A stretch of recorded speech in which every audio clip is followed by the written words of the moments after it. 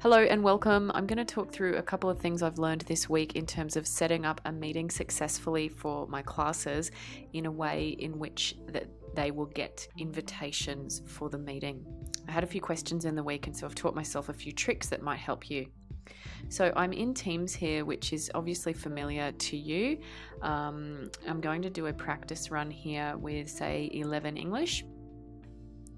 Now, I thought it was pretty straightforward in terms of clicking up here at Meet. Of course, you can meet right now, or you can schedule a meeting for the future. So I need to do this for next week.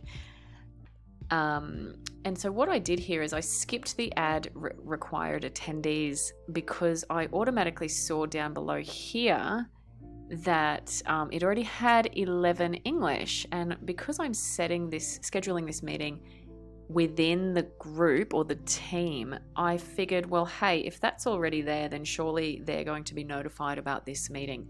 The answer actually here is no, they're not notified if I set the meeting this way. What this thing here is called a channel.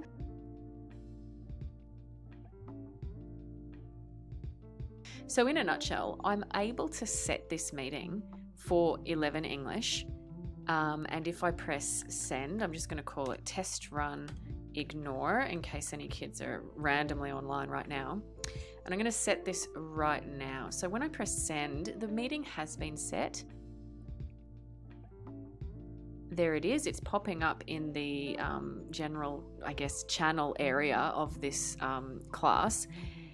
And the only way that kids can join this meeting is if they just so happen to be online and floating around this area at the exact time of the meeting. So if they're not, which is highly likely, they will not join the meeting and they would have had no idea it was on. So this is where the problem lied for me in terms of letting the kids know, alerting them to the fact that this meeting is happening. So I'll pause for a moment and quickly cancel this, and then I'll show you the better way to do it. Okay, so onwards and upwards, let's try again. And these are the other tips I've learned this week. So if I go to scheduling a meeting now, again within Teams, and I just call the meeting title here, let's ignore the channel there for now because we've realized that's not really going to work out for us in terms of letting the kids know. So instead I need to actually add my attendees. Okay, so cool, we want to be time efficient here. So you might be thinking, cool, I've got their email addresses ready to go, and I will add them individually, just like this. Great. So even though Lady Gaga is unknown, she's getting invited to the meeting. You can do this individually, which would just be awful. So what you may want to do is select all of these students and press them all in together. But no, it doesn't let you do that in Teams. So this is the thing I learned this week. It will say this to you, even if you've got commas. So it will not let you add that many in bulk. Hence the new trick.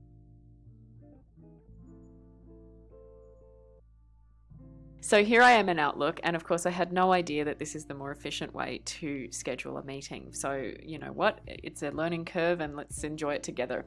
So I'm in Outlook, I'm in my calendar on the left hand side here, and I'm going to select a new event.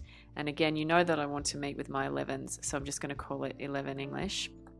Those are the kids that I do want to come to the meeting. The joy here, of course, is I can select bulk emails and paste them in. And there they are, which works really, really well. So you can paste them all in, of course, but if you have gone ahead and had the time, lucky you, to make yourself your new group emails for the year, you could simply search for a group. So I might just hit English 11C. This is an old one. I have not done these for this year yet. And of course that is going to go out to all the kiddies.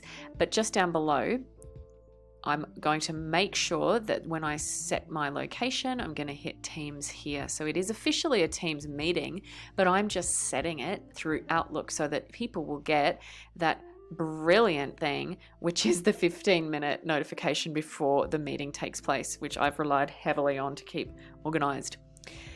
So I'm going to do a fake email now for myself. I'm going to invite myself to this meeting. And so once you've done all that, you would just press send and it would be going to your students. And of course, it's showing up in my calendar here. Excellent. And in an ideal world, of course, this would also show up in my